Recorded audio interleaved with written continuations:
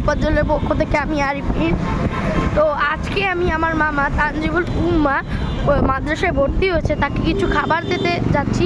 তো দেখুন এই বরিশালের কি অবস্থা বৃষ্টি হয়ে।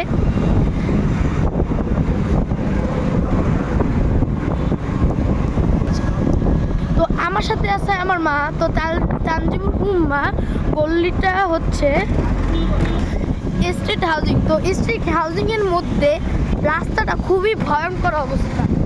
দেখুন এখন আপনাকে দেখাবো স্ট্রিট হাউজিংয়ের অবস্থা।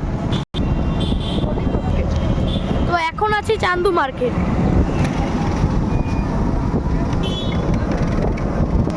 তো প্রত্যেকটা গলিতে প্রত্যেকটা রাস্তায় পানি ওঠে, সব ভরে গিয়েছে। আমরা সাধারণ মানুষ অনেক কষ্টে আছি এই পানির কারণে।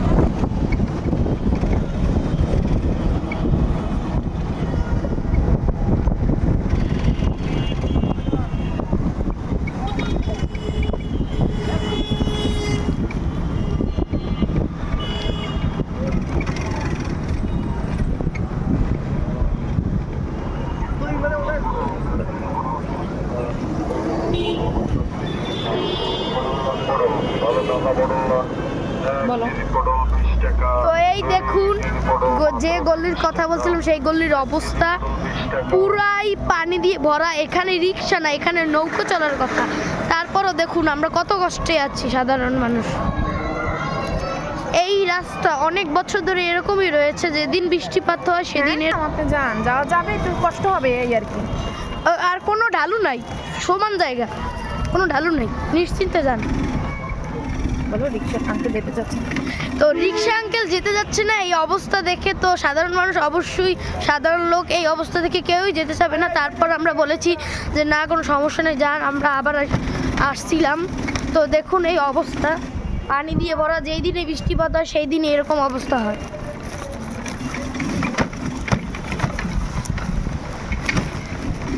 এতক্ষণ আপনারা শুনতে পেয়েছেন আমার ছেলের কথা।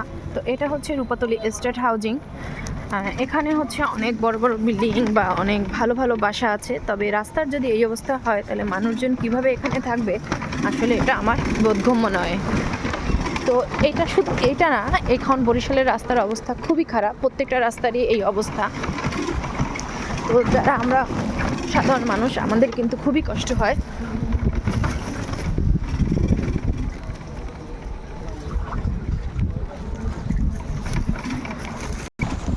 দেখুন গাইস, পুরো আটলান্টিক মহাসাগরের মতো।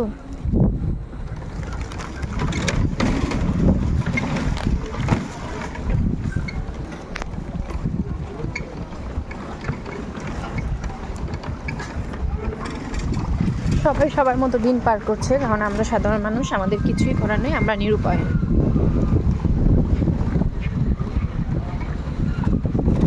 এখানে এটা কিন্তু একটা ব্লকের রাস্তা, কিরকম ঘাস জমে আছে। এটা হচ্ছে স্কুল। আর এখানে স্কুলের নাম জানো? না। আচ্ছা, এই স্কুলটা হচ্ছে কি সেনিয়াবাদ জানো? শহীদ না বাবা।